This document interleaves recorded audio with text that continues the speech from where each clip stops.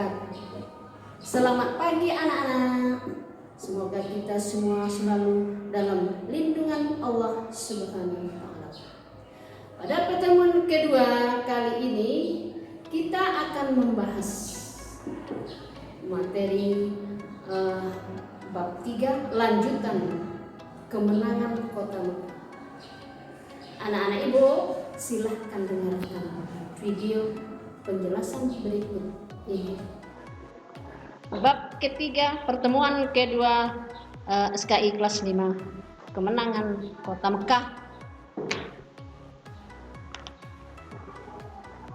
Ringkasan: pelanggaran kafir Quraisy terhadap perjanjian Hudaybiyah. Baru 2 tahun perjanjian Hudaybiyah dilaksanakan, kaum kafir Quraisy telah melanggar isi perjanjian yang telah mereka buat. Mereka membantu Bani Bakar menyerang Bani Khuza'ah yang telah masuk Islam. Sejak zaman jahiliyah, Bani Bakar dan Bani Khuza'ah tidak pernah berdamai. Mereka selalu bermusuhan. Setelah perjanjian Hudaybiyah, Bani Khuza'ah menyatakan masuk Islam. Mendengar hal tersebut, Bani Khuza'ah masuk Islam, Bani Bakar sangat marah dan kecewa. Mereka meminta bantuan kepada kafir Quraisy untuk menyerang Bani Khuza'ah di Al-Watir. Di Al-Watir inilah tempatnya.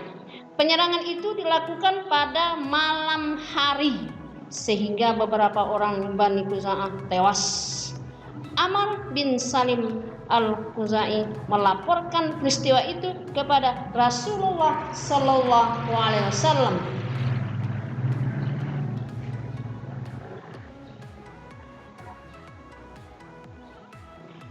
Bagaimana isi laporan tersebut?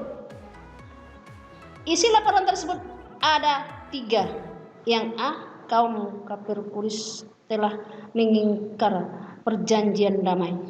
Mereka ikut dalam penyerangan terhadap Bani Khuza'ah. B, Bani Khuza'ah berada dalam pengepungan selama beberapa hari. Isi laporan yang C, Bani Khuza'ah banyak yang meninggal karena penyerangan tersebut. Mendengar berita itu, Rasulullah SAW segera menyiapkan 10.000 orang pasukan. Mereka membantu Bani Khuza'ah. Kaum kafir Quraisy merasa ketakutan. Mereka menghentikan bala bantuan kepada Bani Bakar.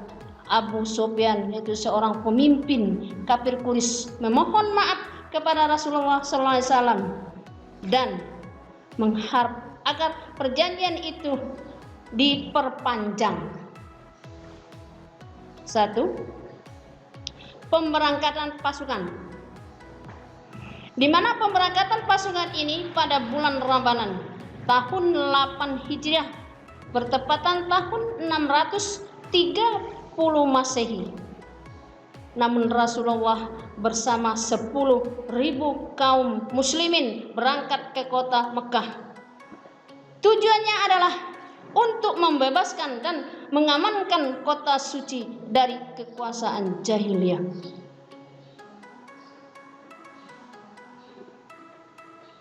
Yang kedua, pendiri tenda untuk beristirahat. Sebelum memasuki kota Mekah, Rasulullah SAW memerintahkan pasukannya untuk beristirahat di Murul Dahram. Yang ketiga, menyusun strategi. Setelah peristiwa itu, Rasulullah SAW membagi pasukan menjadi 4 kelompok, yaitu: yang pertama, Zubair bin Awam memimpin sayap kiri akan masuk Mekah dari sebelah utara.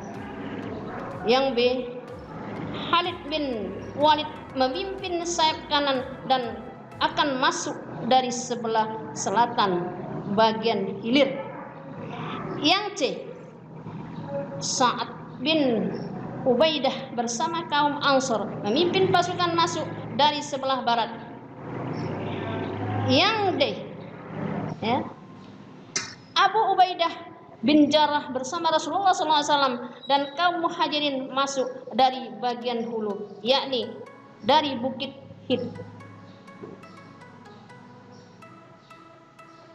Yang keempat, pasukan muslimin memasuki kota Mekah. Setelah berhasil memasuki kota Mekah, Rasulullah SAW menugaskan, yaitu Abu Sufyan, untuk membacakan maklumat yang menyatakan ada 3. Yang pertama, barang siapa yang masuk ke rumah Abu Sufyan berarti aman. Yang kedua, barang siapa yang masuk ke Masjidil Haram berarti aman. Dan yang ketiga, barang siapa yang menutup rumahnya berarti aman. Yang kelima, membersihkan Ka'bah dari berhala dan kemenangan Islam. Di mana hal tersebut? Ka'bah sebagai kiblat umat Islam telah dipenuhi 360 berhala. Dalam peristiwa itu Rasulullah sendiri juga ikut melakukannya sambil membacakan ayat Al-Quran surat Al-Isra ayat 81 yang bunyinya, A'udzubillahi minasyaitonirrajim, Bismillahirrahmanirrahim.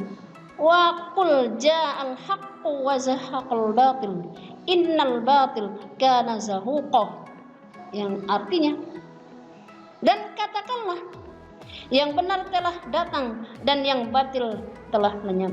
Sesungguhnya yang batil itu adalah suatu yang pasti lenyap.